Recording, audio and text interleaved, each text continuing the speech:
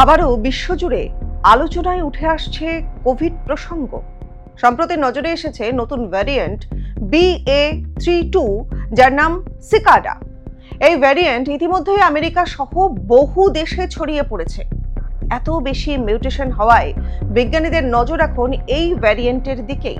নজর রাখছে বিশ্ব স্বাস্থ্য সংস্থা। এখন প্রশ্ন উঠছে যে আবারও বিশ্ববাসী কি ঘরবন্দি হতে চলেছেন? কোভিডের এই ভ্যারিয়েন্ট সিকাডা ইতিমধ্যেই আমেরিকা সহ অন্যান্য কয়েকটি দেশে ছড়িয়ে পড়েছে। BA.3.2 এর প্রথম খোঁজ মেলে 2024-এর নভেম্বরে দক্ষিণ আফ্রিকায়। যদিও এটি BA.3 নামে একটি ওমিক্রন সাব ভ্যারিয়েন্টের বংশধর, যা 2022 সালে প্রথম দেখা যায়। আর এরপর গত বছর সেপ্টেম্বর থেকে 2026-এর ফেব্রুয়ারির মধ্যে দ্রুত হারে বেড়েছে সিকাডায় আক্রান্তের সংখ্যা। সিডিসির তথ্য অনুযায়ী আমেরিকার প্রায় 25টি রাজ্যে এই ভ্যারিয়েন্টের খোঁজ মিলেছে।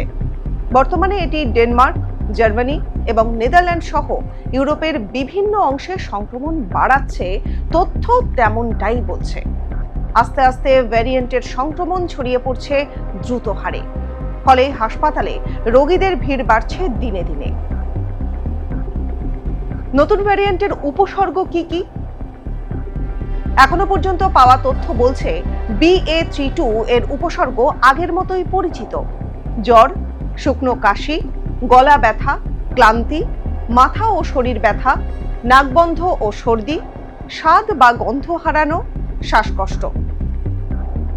নতুন ভ্যারিয়েন্টে উপসর্গে বড় কোনো পরিবর্তন নেই। উপসর্গের তীব্রতা ব্যক্তিবিশেষে আলাদা হতে পারে, বিশেষ করে বয়স, শারীরিক অবস্থা এবং শরীরের রোগের প্রতিরোধের ক্ষমতার উপর নির্ভর করছে সিকাডার তীব্রতা। বিশেষজ্ঞরা পরীক্ষা করে দেখেছেন এই ভ্যারিয়েন্টটি অন্যান্য ভাইরাসের থেকে আলাদা, কারণ এর মিউটেশন অর্থাৎ গঠনে অনেক পরিবর্তন লক্ষ্য করেছেন। বিশেষ করে স্পাইক প্রোটিনের অংশে অনেক পরিবর্তন দেখা গেছে। এই স্পাইক প্রোটিন হলো ভাইরাসের সেই বিশেষ অংশ যা মানুষের শরীরে কোষের মধ্যে ঢুকে পড়ে সংক্রমণ ঘটায়। এই মিউটেটেড ভ্যারিয়েন্টের সঙ্গে মানুষের ইমিউন সিস্টেম পরিচিত নয়, তবে টিকা নেওয়া থাকলে বা আগের সংক্রমণ থেকে শরীরে তৈরি অ্যান্টিবডির জেরে এই ভ্যারিয়েন্ট বেশি প্রভাব ফেলতে পারবে না।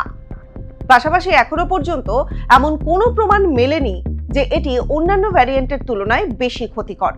তবে এরই মধ্যে আশার আলো, এখনো পর্যন্ত হাসপাতালে ভর্তি বা মৃত্যুর খবর মেলেনি। তবুও স্বাস্থ্যবিধি মেনে চলার পরামর্শ দিচ্ছেন বিশেষজ্ঞরা।